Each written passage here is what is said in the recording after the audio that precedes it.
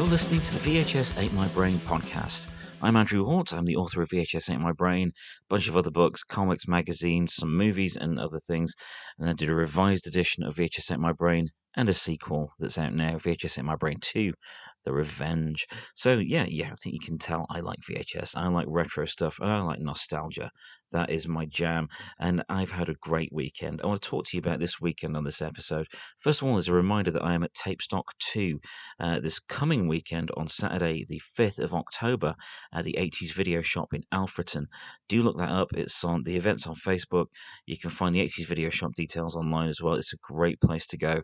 I'm going to be there selling copies of VHS Ain't My Brain Revised Edition and VHS Ain't My Brain 2, The Revenge. It'd be great to hang out with anyone that wants to come along and join us there. There's going to be screenings, there's going to be movies, there's going to be hanging out with VHS idiots like myself. It's going to be a good day. Speaking of good days, this past Friday, I had a really, really cool night. I went to the Saltbox here in Nottingham. This is a venue that I've not actually been in before, but I know where it is. I've been outside it, sheltering from the rain outside it. It's right next to the ice arena here in Nottingham, where I go to MCon each year with my kids and friends and so on. We go and chill out at MCon, we go and meet celebrities, we go and buy stuff, we go and pay extortionate amounts for a pack of fries. But it's a really cool place to go to. But yeah, right next to it, there is the Saltbox, this venue that I've never been to before. I just kind of assumed it was a club, your average sort of bar. But I had a message recently from my old housemate, Chris Dowson, and he's an awesome bloke. I've known this guy since the early 2000s, probably since about 2001, back at the start 2002, that sort of time. And I adore this man. Many years ago, we were housemates for a while. Then I moved away to Nottingham. Eventually, he followed suit, came to Nottingham, and we've just had a great time being mates again here with new lives. And, everything's been great. And I'm just really appreciate knowing that guy. And yeah, he sent me a message saying, "Have you seen this? This is happening at the Saltbox." I'm like, "What's happening at the Saltbox? Isn't it like a nightclub?" And what he showed me was an event where they were going to be screening the original 1990 Teenage Mutant Ninja Turtles movie, but it was also going to have a live in-person Q&A with the director, Steve Barron. Oh, that's amazing. I mean, not only has Steve Barron made Teenage Mutant Ninja Turtles and a bunch of other movies, but he also made music videos such as a-ha's Take on Me, Billie Jean by Michael Jackson. What else did he do? Dire Straits, Money for Nothing. He even did Don't You Want Me, Baby by the Human League. I was like, okay, this is good. This is getting the nostalgia buzz going. This is going to be amazing. And there would also be intro videos from cast and crew of TMNT. So yeah, this is going to be amazing. It was only 15 quid. The event had been put on by Boo the Bad Guy, who organised all the events there for these movie screenings they do.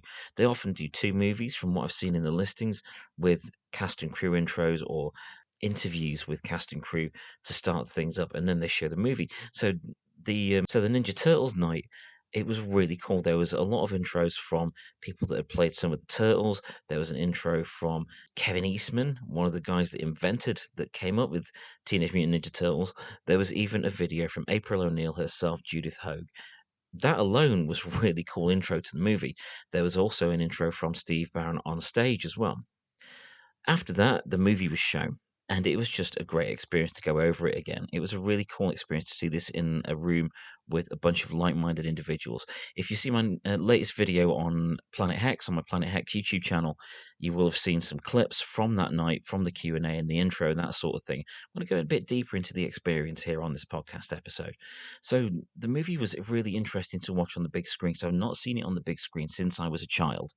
My first exposure to it, as I mentioned in the video this week on my channel, is that I saw it, a pirate copy, a US shot pirate copy that had been filmed in a caravan, filmed in a cinema, on a tiny TV in a Spanish bar. I was on holiday with my dad as a kid. We were in Benidorm, and we saw people crowded around this bar. What's going on here? And it turns out everyone was crowding around a little CRT TV with a camera shot bootleg of the Ninja Turtles movie, and that was my first exposure to it. It was only about 5 minutes into it, so we stood there and watched the whole thing. I bet the bar did a great roaring trade then. But it made me thinking back to that, thinking back to that moment, thinking back to that strange feeling of being in this huge crowd, crowded round a VHS tape on a really rough looking TV. It really brought it home what a huge cultural moment Teenage Mutant Ninja Turtles was. And it was a strange era. You had the Simpsons, you had the 80s giving way to a very different era with the 90s. And culturally, Ninja Turtles were gigantic. They'd come up from the indie comics that Eastman and Laird did. They came through the first rush of merchandise when the animated series came out, and they just took over the world. They absolutely took over the world. And to see this live action movie was unreal. It's like, how could you do something like that? How could you have these four turtles being ninjas? And of course, with it being 1990, this was achieved with rubber suits and heads with servos in. The Jim Henson Company was involved in the creation of these turtles. The movie wasn't made by Henson, it was made by Golden Harvest, who are more known for action movies, martial arts movies, a lot of those. So they weren't like a big company. And some of the other money was put up by New Line Cinema, who was, again, very small at the time. This is long time before Lord of the Rings in 2001 came out. So it was a bit of a gamble making this movie. And you'd be forgiven for thinking that when approaching something like Teenage Mutant Ninja Turtles, the people making the movie straight away would go to the cartoon. That was the huge thing. That's what was shifting loads and loads of merchandise. The cartoon, more so than the original comic books, which again they were selling a load. They were doing really big business at that time. But it was the cartoon, the animated series that were all over the world had a major impact. So I'm amazed that the makers of this film, including Steve, the writers, everyone that made it, did not make it overtly cartoonish, which was quite an achievement when you've got four upright, 5 foot humanoid Ninja Turtles covered in weapons and bandanas and things like that. I have always felt that this movie had more in common with the Eastman and Laird comics, the old black and white comics. Not quite on the same level of violence or darkness as those comics, but I think it still had the spirit of those comics. It feels very much like an indie movie. And because of that, because of the grainy quality of some of it, and the way it's shot in sort of bleak colours, and the way it is taken seriously, the subject matter is taken seriously, or the puppetry is shot well. The scenes with Splinter, the animatronic rat, are shot well. All the stuff with the turtles, it's lit like quite a gritty drama, thriller, serious action movie. The action scenes themselves are approached like a martial arts film rather than a slapstick sort of Hollywood action movie where things are just overblown. There's a lot of real martial arts going on here. You can see that they have earned the name Ninja Turtles, not Hero Turtles like they were put across here in the UK originally. That was a very silly thing. But that really caught my attention at the time, that this thing had been made, this property had been turned into a live action movie that didn't talk down to its audience. Yeah, I know the tone shifted with the sequel, Secret of the Ooze, and very much so with Turtles in Time, Teenage Mutant Ninja Turtles 3. But this Steve Barron one, he wasn't involved with the sequels. This one by Steve Barron, it has not a darkness, but it has a grit, and it has a gravitas to it that is a surprising thing to see in a movie about four Ninja Turtles. They approach a lot of things, serious things in this, like the Raph's mental health. Raphael has a lot of anger issues and a lot of emotional issues that are addressed in this movie. His anger boils over and he ends up injured. And this is a really interesting thing to have seen in a film that's predominantly aimed at a children audience. But it was a great movie for families. There was a lot to enjoy for older kids as well as young kids. They got the characterization of the turtles down really, really well. And even though the effects suffered from the limitations of the time and they're very much so from the limitations of the budget, it still looks great.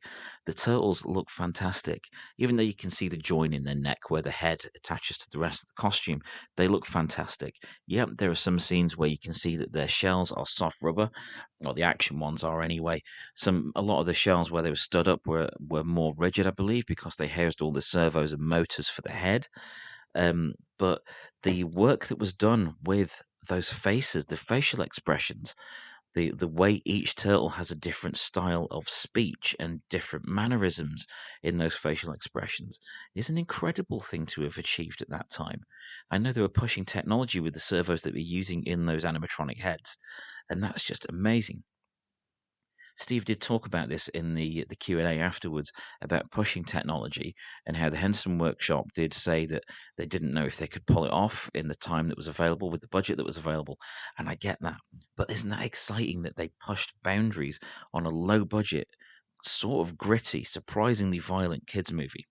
You know, what is weird though is that when it came out, it was seen as rather too violent for the British market. You know, this is the place where it was called Teenage Mutant Hero Turtles for the longest time. Mikey never used his nunchucks, so there were some cuts to it on the English release that took out a lot of the nunchucks. It took out some of the violence, and it really butchered the ending where Splinter faces off against Shredder. But thankfully, eventually sanity prevailed, and this all came back. This was all reinstated in later versions of it. But seeing it on the big screen, it was a huge nostalgia blast for me. It took me right back to seeing it in the original era and the excitement that came with it. I felt that excitement again, and I think that was shared by the audience that was there with us in the Saltbox. Again, it was a really good turnout. Lots of people that were dressed like me. In fact, the dude from Boo the Bad Guy that was presenting. If you see on the video on Planet Hex, you see the guy that was presenting and was interviewing Steve on stage. My kids actually thought that was me. I, oh, Dad, you're on stage. How did you manage that? Did you get to interview him? I'm like, that's not me, man. It's just the entire place was full of dudes in black t-shirts with caps on. So, what can I say? I found my tribe, and they're very, very cool and have great taste in movies. But after the movie, you could see that there was so much love for the film in the audience. The people that were asking questions were really enthusiastic about it, and I could see this sort of glow, this sort of spark in people's eyes. That yeah, we're in our 40s now, but man, I feel like I'm 10 or 11 again. This is great. I want to get the action figures out. I want to revisit all those old episodes and things like that. But something it did bring home to me as well that's nostalgia for my era of Ninja Turtles, for the era where it exploded all over the world and went crazy. But there's lots of other eras now. There's been several other eras. If you think about it, there was, I know there was the next mutation and things like that, but there's been various animated series. There's been various movies. There's been games. There's been lots of updates in the comics, and there are people out there that their own version of Ninja Turtles is not the one that I'm most familiar with. I mean, there was the CGI movie that was just called TMNT, and of course, most recently, there's been Mutant Mayhem. There's been Tales of the Ninja Turtles. There's been all kinds of stuff for years and years and years. It's like 34 years since that original Ninja Turtles movie came out in 1990. So it's strange thinking that people that came after that have their own version of that nostalgia, their own version of those characters. So I grew up with the cartoon. I grew up with the live action movie, so I had those two reference points. So that's what I'll always measure stuff by when I see Ninja Turtles content. But people will have different versions of that, and that's such a cool thing. I think it's the same with like Star Wars and stuff like that. There's people that grew up with it the first time around, like myself, and there's people that came onto it later. There's people that came towards Star Wars in the wilderness years before the movie, before the prequels came out. Where there's all the amazing novels by people like Tim Zahn and Kevin J. Anderson and all these other people that forged a different future for Star Wars. All these sequels, Shadows of the Empire, and I Jedi, and all these other cool things. And then after the prequels came out, there was a new generation of fans there, and they had things like the New Jedi Order series and loads and loads of expansion of that universe. Of course, that was all wiped out when the actual sequels came along, but I don't think they really needed to bother with that. And it's the same for Ninja Turtles. Everyone has their own version of it. Everyone has their version that brings up that sort of that kick of nostalgia. And for me, gathered round with those people that night, and my old buddy by my side, we had some beers, we had some chicken and fries and stuff, and it was just the best. It was like sitting down as kids and watching it on TV with, say, a bowl of snacks in front of a TV, just gathered round. And it was just the best. And I'm so grateful that these things are going on. So I'm definitely going to go to some more of these Saltbox events. They got some on, some advertised where it was Drop Dead Fred and Drop Dead Gorgeous as a double bill, both with intros from the directors, like Zoom interviews. And there was also one where it was Blair Witch Project and Idle Hands. Now, there's a 90s pairing for you. Again, with Zoom interview intro type things from the directors. But I'm glad I went to this one first, where I got to see Steve Barron there in the flesh, got to hang out with him a bit, talk to him. I even got in a crowd photo where he's in the middle with me and Chris on either side of him, and he signed books and he signed merchandise and things like that. And it was just really cool. It was nice to be there with those people. Of course, amongst that crowd, there was Rob Lane from the 80s video store, from the 80s video shop. So, it was a high caliber of crowd there. It was really cool to have all these people around enjoying the same thing just because it was fun to do so. And I'm really grateful that these things go on, that there are people out there that have this same nostalgia and this same appreciation for things from years gone by. So yeah, I'm going to go there again. Definitely going to go there again. So look out for me there. If you ever go to the Saltbox, come and say hi at one of these events. I'm the dude. I was going to say I'm the dude in the black cap and the t-shirt, but just say hello. Just hang out with everyone. It was awesome. So now it's time to think about our weekly rentals.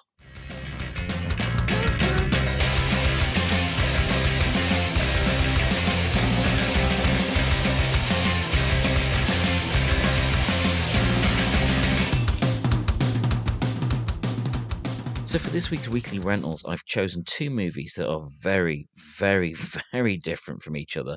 I've got one horror movie, and I've got a I think it's obscure 80s comedy.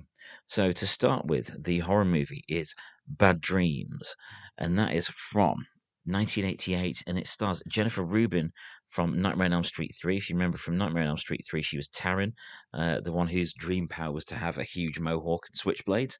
You could probably have got more done with the mohawk than the switchblades, to be honest. But Bad Dreams also starred Bruce Abbott, E.G. Daly, Dean Cameron, Harris Yulin, and Richard Lynch. And it's Richard Lynch that was really, really creepy in this. My first exposure to this movie was as a trailer on absolutely loads of tapes I rented. I think I first saw it when I rented The Fly or The Fly 2. It was on one of those, and it was a really creepy trailer that featured a burnt guy showing up in a hospital. So, not like Freddy, this was quite a different thing. The plot surrounded a 70s hippie cult that had killed itself, that a mass suicide, and the only survivor was Jennifer Rubin, who'd been in a coma ever since it happened. I think it was about 13 years she was in a coma, something like that.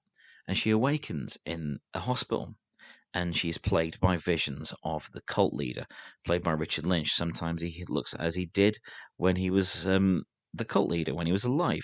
But then other times there are flashes of him with this burnt, horrible, horrific, crispy visage. And that was really effective in the trailers. And so I thought, I got to try this out. So I rented it once and ended up buying a copy. It is really effective. It's a really effective horror movie. You're not quite sure which parts are real, which parts are in Jennifer Rubin's character's head, but it is really effective. And when it is all revealed what is really going on, it is satisfyingly done. But it is not your average sort of 80s gory horror slasher. It's not like full of quips or anything like that. This is a much, much darker sort of film. This is a real serious horror movie, and I really love it. The character is called Cynthia that Jennifer Rubin is playing, and she does it really, really well. But I think it may have been a little bit too close to Elm Street 3 coming out. And it's like the year after that she did another movie about a burnt guy haunting people with visions. So I think it was unfairly viewed as a knockoff Freddy movie because it is a very, very different sort of beast, even though it is set in a hospital, like Elm Street 3 was largely set in a hospital, and it features Jennifer Rubin, who was in Elm Street 3. It is a very different beast, but I do recommend it. It was criticised by fans and critics because of the similarities to Nightmare on Elm Street, but it is a very different movie. Give it a chance if you're able to check out Bad Dreams. Do really give it a chance. I don't think it was really helped when it came out. It had a really dull VHS cover. I had the big box VHS cover, and it had Cynthia screaming on it. It wasn't really a memorable cover, unlike the Elm Street movies. But I don't think the criticism leveled at it was really justified. It was a very, very good movie. Do give that a chance. So that's Bad Dreams. My other entry for this week's Rentals of the Week is a 1985 comedy movie called Breaking All the Rules. I'd just gone through a really long period of loving John Hughes movies, Pretty in Pink, Weird Science, 16 Candles, or that's not aged well, Some Kind of Wonderful, the teen movies, Ferris Bueller's Day Off, that sort of thing. But I wanted some more, so I started binging 80s comedies, all kinds of 80s comedies, usually with a tendency towards the high school ones because I was a teenager. I was a teenager once. So I would focus on things that would have these archetypal 80s comedy characters in it. And I found this at a market store, and it had a punky girl on the front with spiky hair, black outfit, and heels. It's like, okay, I'm sold. Basically, it's about two girls that go for a wild day out and are followed around and hit on repeatedly by these two guys. And that's largely it. It has a great soundtrack, including the title track, Breaking All the Rules, and Let the Music Play by Shannon. I believe it was by Shannon, that song, which is a great tune. And it just hits all those beats. The comedy of it is very lowbrow. There's lots of dick jokes and boob jokes, and it's sort of Porky's sort of humor, Porky's meatballs, that sort of lowbrow humor. But I was all over that stuff at the time, and it had got, like I say, the main character Debbie, who had really cool spiked hair and 80s spiky glasses and stuff like that. She was played by Carolyn Dunn, and it was just so cool, so cool. It's had the chaos of Ferris Bueller's Day Off like a year before Ferris Bueller's Day Off came out, and it was just really silly, bawdy, tongue in cheek, sexual innuendos all over the place. Good time, and I would wholeheartedly recommend that. A great way to spend 90 minutes. So that is my second choice for this week's weekly rental. So remember, this time next week, it will have already happened. I will have been at Tape Stock 2 at the 80s Video Shop in Alfreton. Please do come along if you can. It will be a great time. It starts at noon. It's free to get in, but donations are welcomed. I'm going to be there with copies of VHS Ain't My Brain Revised Edition and the sequel, The Revenge. There's going to be tape dealers there. There's going to be screenings all day. Come and hang out, talk tapes with some other weirdos in black t-shirts and caps, because we've got to gather somewhere, haven't it? It keeps us away from hanging around the aisles of HMV going, I wish things were better back in the day. But things were better back in the day sometimes. Just sometimes. A lot of things have improved in recent years, but I still need my 80s and 90s style movies and music and games and tech.